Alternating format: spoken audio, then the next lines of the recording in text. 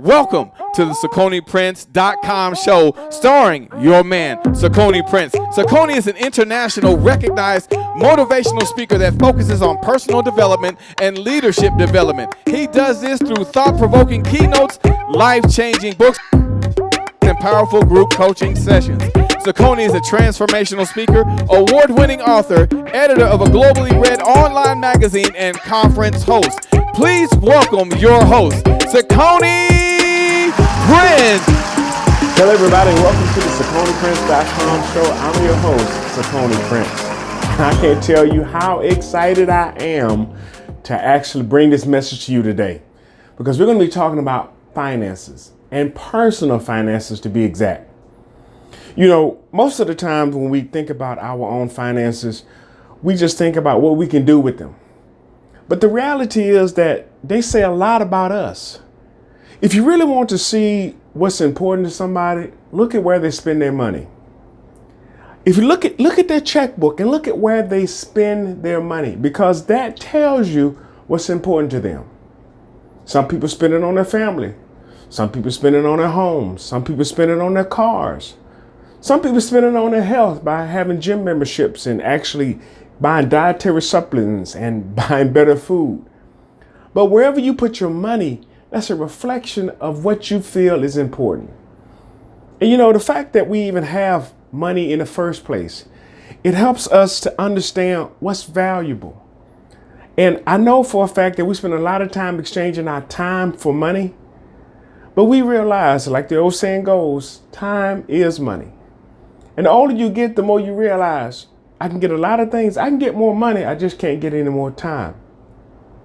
So when it comes to our personal finance, we have to be diligent in what we do in order to make the most of it. We have to be a good steward over that which we have. Because if we don't, we'll find ourselves not having. There's a scripture that says, a fool and his money soon departed. So my question to you is this: how diligent are you with your finances? Have you made them a priority? Have you spent any time actually focusing on savings, focusing on investing, focusing on being a better steward with the money and the resources that you have? Because that really shows just how important it is to you in the things that you do. You know, we oftentimes even talk about how we can be either an asset or an invoice. We talk about whether we can be an asset or an invoice. And what I mean by that is this: when you're able to help somebody, when you're able to actually help them reach a goal or solve a problem, you become an asset. That's if you build a relationship. But without the relationship, guess what? You just become an invoice. They will pay you to go away.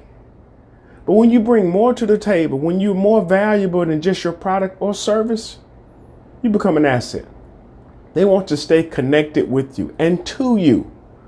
And that eventually means that they're going to recommend you. And in the end, you'll make more money.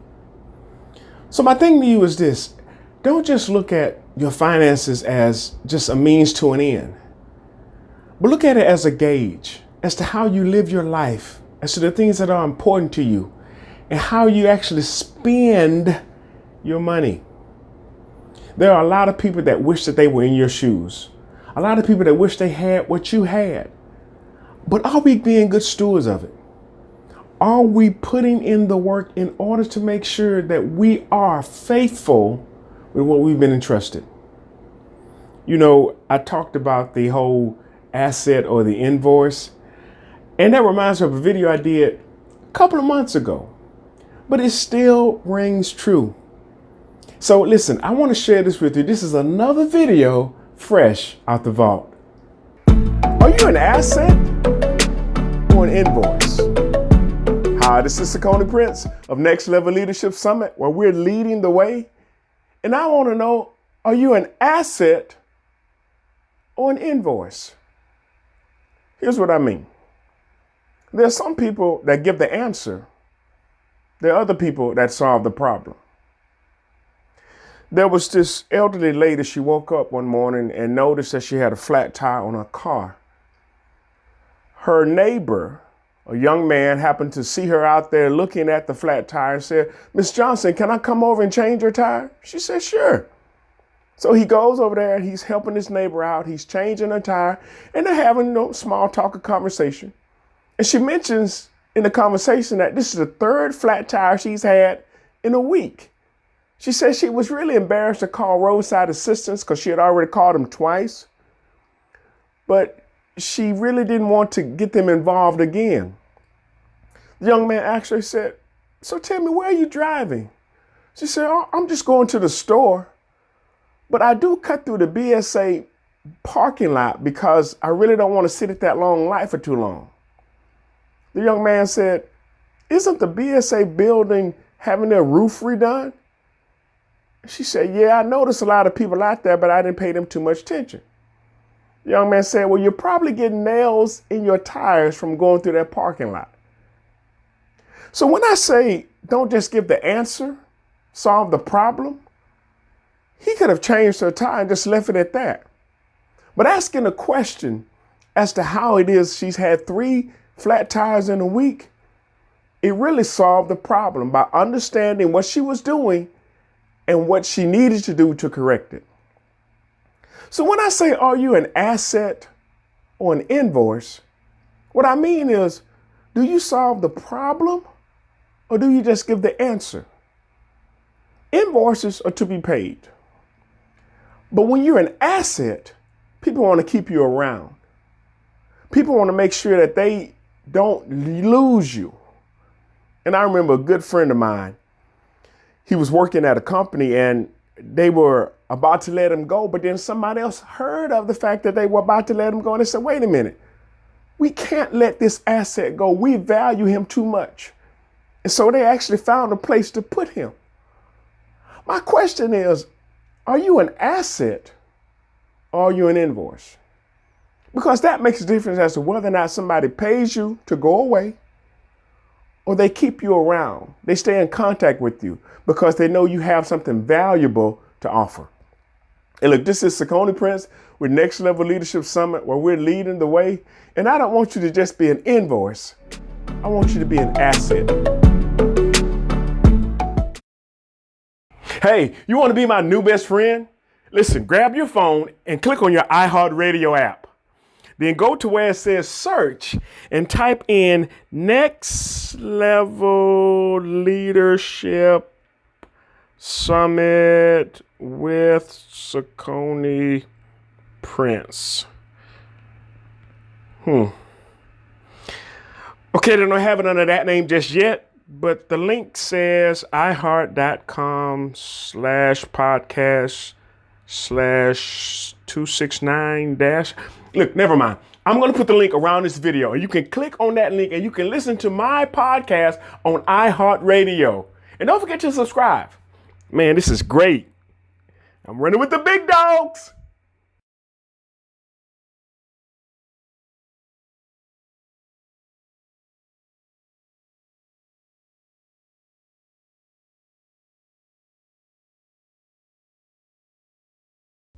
Today's episode is brought to you in part by Nanny Night Night.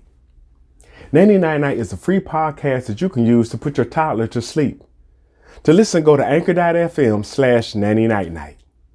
Nanny Night Night, bedtime stories for beautiful souls. And good night, the old lady whispering, hush. Good night, stars. Good night, air. Good night, noises everywhere. And good night, beautiful little souls. It's the month of June, and that means we have a new edition of Next Generation Speakers Magazine. And this month we have none other than Martha High, the goddess of soul. She toured with James Brown, and we have her story in the magazine. We also have another Prescription for Excellence by Dr. James J. Williams, and he's helping our kids get ready to be better speakers even during the summer. we have a new article, and we told you about it, The Butterfly Effect, by none other than LaDanya Yvette, and she's going to help you understand how what you do connects with other people. Listen, if you want to read the magazine, go to ciconeprince.com/NGS magazine. But to be in the magazine, go to ciconeprince.com/NGS magazine-2. Daytime television is about to be turned on its head by the CiconePrince.com show. The show focuses on personal development and leadership development, with one-of-a-kind segments, engaging guests, and information to help you be a better version of yourself. Tune in every Wednesday to the CiconePrince.com show. Please welcome your host, Cicone Prince. We all have to work hard like that. Right. Man, it's about time for us to get started. Well, we are. It's we live. We just waiting on you, sir. Yes, sir. Yes, sir. Good morning, men of God. Welcome to the National Men's Prayer Call. And you know that I'm the Messiah. And on that rock, I'll be able to build your faith, your ministry, your identity, everything based on that fundamental knowledge that you know my identity. Plan. Most of us are trying to game plan these different areas of life. Like, how am I going to win in my business? How am I going to, get this relationship right? How am I going to lose that 20 or 30 pounds, right? That COVID-19 that a lot of us put on. Like, we got plans for everything else, but what is the God plan?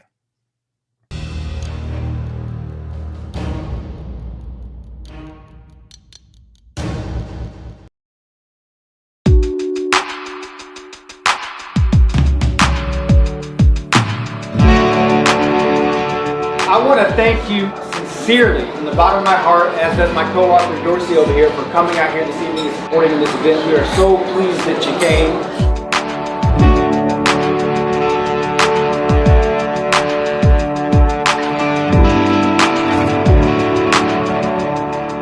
When we did this, we kind of had, it says on our cover, we wanted to help people discover their greatness. More recently, in the news, we have seen that people are struggling with more than just finding their greatness. They're struggling with their demons, where we have mass shootings happening on a frequent basis now. We all have a difficulty demon that lives in our head, and his only job is to keep you from being great, because the demon's greatest gift is to be silent, make us think that those are our thoughts to discourage us. We want to make a shift in people's mindsets. We believe we've got a key that does it. So thank you guys again for coming out. I appreciate it.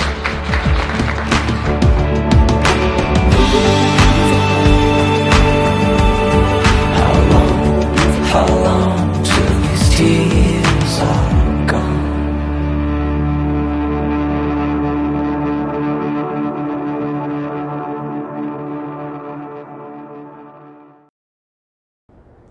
Welcome back. Man, I can't tell you how super excited I am to be able to share our guest with you today. He's a good friend of mine. His name is Kevin Wilson, and he does financial planning. So, Kevin, listen, I don't want to spoil it. I want you to tell the people a little bit about who you are and what you do. Sure. Yeah. Well, I appreciate that, Cicone. Thanks for the introduction. I work with people in personal finance. I've been very fortunate in the aspect that I started my own business many years ago. And what was interesting about it was I had a degree in business. And what I realized is when I started putting together the plans for the business, I realized I had no financial plan for myself. And to me, that just seemed absurd.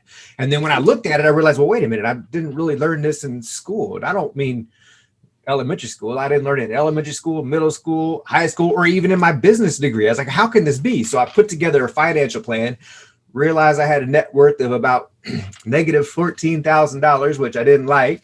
And I talked to my wife and I said, let's put together a plan to have a net worth of $1 million or more within a 10-year period. And she agreed. We got on board, and man, we hit it at 2013. We checked it and we hit that goal. And what I love is everybody thinks that personal finance is such a dry thing. But what we do is we really apply it and make it so that people can have results and have a good time doing it. Because that's what we're mammals. We like to have a good time. So that's what I love doing. Well, that's great. That is great. Well, I know for a fact that you take personal finances, in fact, not only seriously, in fact, but you also help people to actually look at the finances in a more constructive and strategic way. So with that being said, what are some of the things that you've done to help develop yourself as a financial planner and someone that helps people with financing? That's really a great question, and I just was having a conversation with my daughter, my 11-year-old daughter, this weekend about that, because what I told her was, when you go to school, they have a curriculum they're supposed to teach you, and it's important and a valid curriculum. But the biggest thing that I learned in college is that you have to continue to self-educate. So I love, and I told her, you get to educate yourself in areas that are of interest to you. So I continue to look at, goal setting. We talk about financial planning, but there's health, there's fitness, there's all kinds of these slices of pie of life that are really relevant and important to us that we really didn't learn a lot about in school. So to continue to work on myself, I actually coined a term called self-flesh. And the reason I coined it was because, see, we take the word selfish and we apply a negative connotation to it. But in reality, we have to be selfish in a positive realm, because we're at our best can we be at our best for others. I talked about martial arts earlier. If I'm not a good martial arts practitioner, I can't necessarily be a good martial arts teacher. So I have to make myself better. I have to learn how to teach better, learn how to practice better, so that I can make my students better. My goal is for them to be better than me. Like some people, I've seen it. Some people teach and like, well, I want to always be the end all be all. But then that's a declining art. Right? It's going to continue to get worse and worse and worse and worse. So we want an appreciating art. So we have to work on trying to make ourselves best, and then learn how to communicate that information to our students to make them their best. But that term selfish is designed to do that. It gives us permission to work on ourselves, not in a selfish way, but in a way that we can be at our best to help others. Okay. And that is so true. That is so true. I tell people all the time, in order for you to be able to lead others, you have to be able to lead yourself. And so truly understanding the importance of developing as a person, personal development, is key to leadership development. And so that is a great segue into my next question, which is, based upon stuff that you've done to help, develop yourself, which has been others focused, how do you communicate that to other people in order for them to be able to actually, I guess, follow that same pattern? Another great question. What I've really loved is being able to teach martial arts. People think martial arts is kicking and punching, and it is. Greatest things, it is actually a process to work on yourself. So I get to go in every week and hone in my skills to work with individuals, help them realize themselves. I loved how you said that, we have responsibility to lead ourselves. Sometimes that's one of the most difficult things. And I talk to my students all the time. I said, if I make a workout program and I decide I'm gonna go to the gym 3 days a week at 5 o'clock in the morning, that 5 o'clock time may come. I may or may not feel like going, but if I commit to go with you, then I'll be there. Right. So we have to put those accountability systems in place to continue to encourage us to be a leader, not give us those scapegoats. And so I do that. People said, how do you teach that many classes that you've done? I said, easy. I don't have a choice. It's my school. I've done it for this long. I have to show up. I got the key. I have to go. We all have those times we don't feel like showing up. But if we put those parameters in place that really encourage us to force us to do it, then, and that's the great thing is once I'm there, then I'm there and I love it. So it's great to have that as a medium. I've authored a couple books on personal development as well. I've got the finance course that is actually designed to help people. So there's lots of different mediums that I get to really hone in my skills and continue to practice to make myself better to reach other people. And that's great. That is so great. One of the things I've learned is that in order for us, to actually be able to impact other people, we have to make sure that we are truly others focused. It can't just be about ourselves and our reputation, but we have to be able to actually leave something on record, leave a legacy for somebody else, leave a path for somebody else to follow. And I know for a fact that doing so, it makes all the difference in the world to the person that wants to come where you are. It was actually Wendell Graham. He said that to a third grader, a fifth grader is a genius.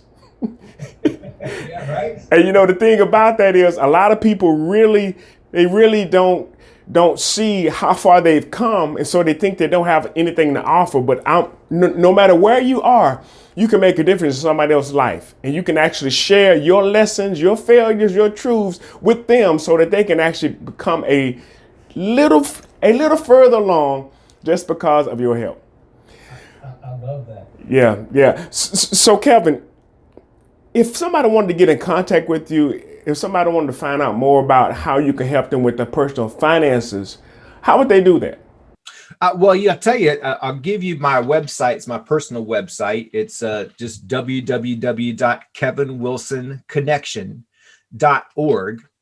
But I want to add this to it as well, because, Cicone, I've worked with people on personal finance for a lot of years with varying successes. It's the same thing. You can give somebody a diet routine and a workout routine, and their health is going to depend on whether they hit that 5:00 a.m. workout time. There's only so much you can do. What I've discovered is, and this is one of my most exciting things, I've actually put together this program called, I wrote a book called Difficulty Demon. I know you're familiar with it, but it's actually, that website's difficultydemon.com.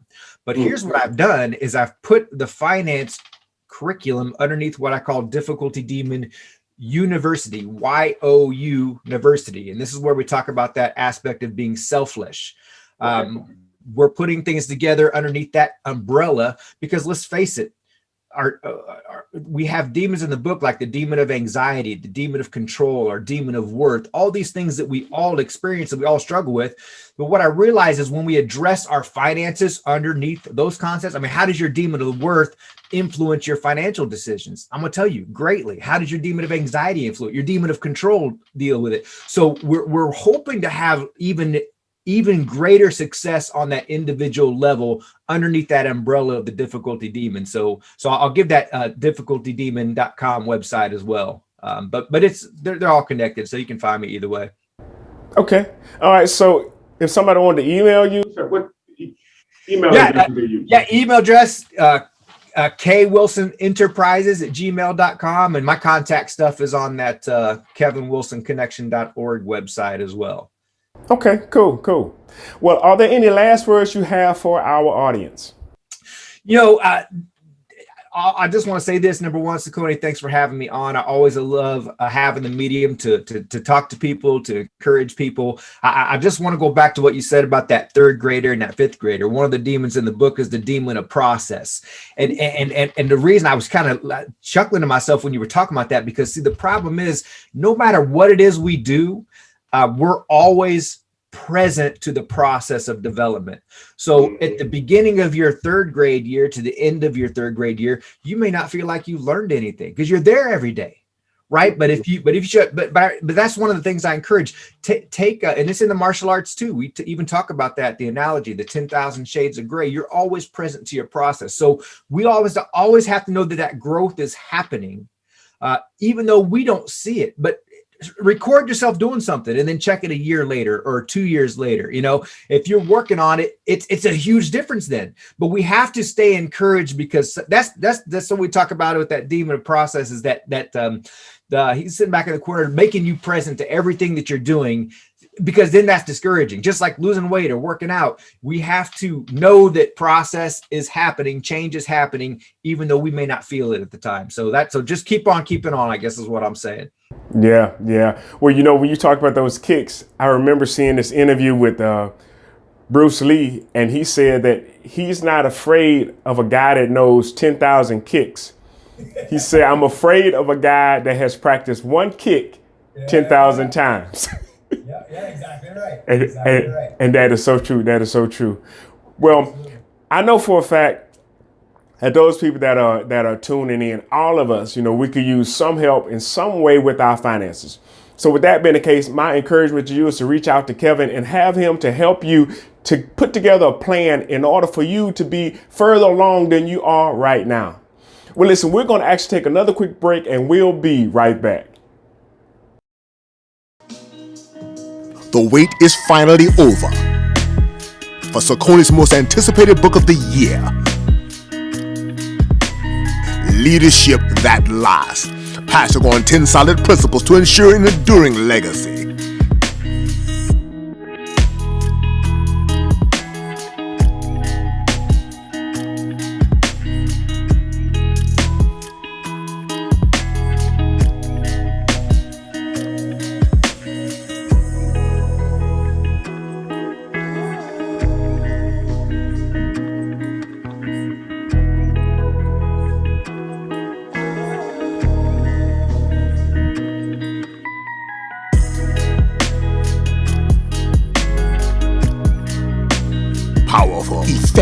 impactful, helpful, dynamic, phenomenal, transformative, life-changing. Available now in Amazon. Order yours today.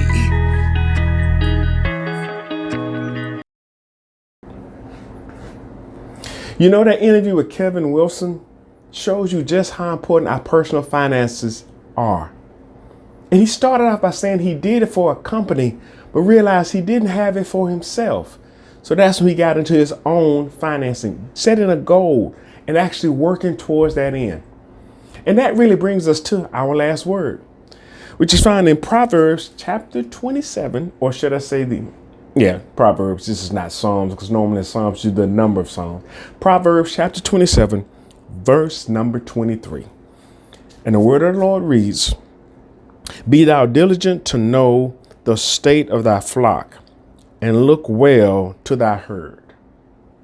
Now, I know that may seem out of place even on this broadcast, but the reality is, during biblical times, that was your measure of wealth, your herd and your flock. And so when it says be diligent to know the state of your flock, that means your wealth. And in our case today, it's our money, it's our bank accounts, our 401k, our assets, our liabilities. We need to know well the state of our flock. So the only subject in the Bible that's talked about more than salvation is money.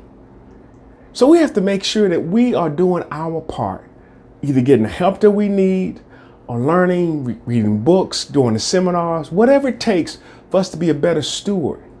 And sometimes we already know what we need to do. We're just not doing it. We have to make sure that we are being able to leave something on record, that we were faithful with that which is given to us. Well, listen, I am so excited that you tuned in for this episode, and I ask that you would do me a favor. If you get a chance, go to our YouTube channel and subscribe. Leave a comment so we'll know that you're getting something from this incredible broadcast.